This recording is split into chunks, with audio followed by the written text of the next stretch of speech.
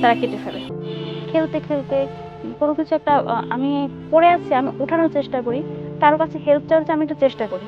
সেই চেষ্টা থেকে আমার আস্তে আস্তে প্রথমে একটা কলম ধরলাম। কলমটা যখন ধরলাম তারপর দেখি লিখতে পারি কিনা। তো ওই আগ্রহ থেকে একটু লেখা শুরু করলাম। আমি যখন পড়াশোনাটা শুরু করি, আমার পড়াশোনার সাথে সব থেকে আত্মবিশ্বাস বলেন, মনোবল বলেন, সবটাই জুগিয়েছে আমার বাবা। আমি যখন জাহাঙ্গীরনগরে চান্স পেয়েছি, তো ভাইবা মানে ভর্তি হওয়ার জন্য আমার বাবা আসছিলেন। তো তার মধ্যে এমন এক আনন্দ ছিল যেটা আসলে এখনো আমার চোখে ভাসলে আমার খুবই কষ্ট লাগে যে উনি আমার সুখটা দেখে যেতে পারবেন। অনেক কষ্ট করেছেন আমার জন্য। আমি ভার্সিটিতে ভর্তি হওয়ার কয়েক মাস পরে আমার বাবা মারা যায়। আমি ব্র্যাকে জয়েন করেছি 2019 সালের 3রা November, BRAC learning centre Barishal. আমি আসলে যখন আসি তখন আমি আসলে বুঝিনি যে এত সুন্দর করে আমাকে আসলে ব্র্যাকে জয়েনিং করানো হবে, অভ্যর্থনা জানানো হবে। এটা আসলে আমার কাছে একটা স্বপ্নের মতো ছিল।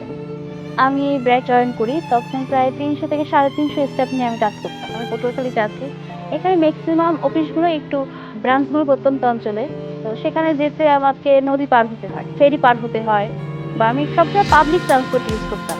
ব্র্যাকে এমনও হয়েছে মিটিং হলে আমার কি প্রবলেম, বসতে পারবো কিনা, যেতে পারবো কিনা, আমার অসুবিধা হতে পারে, আমার কাছে সেটা জানতে চায়। আমি জাহাঙ্গীরনগরে ছিলাম যেমন একটা ফ্রেন্ডলি পরিবেশে ছিলাম, সেই ফ্রেন্ডলি পরিবেশ থেকে এসে আবার একটা যে ফ্রেন্ডলি পরিবেশ পাবো, একটা ফ্যামিলি পাবো, এটা আমি সব কল্পনা করতে পারিনি। ঈশ্বর দুই হাত দিয়ে আমাকে সব দিক থেকে রক্ষা করেন।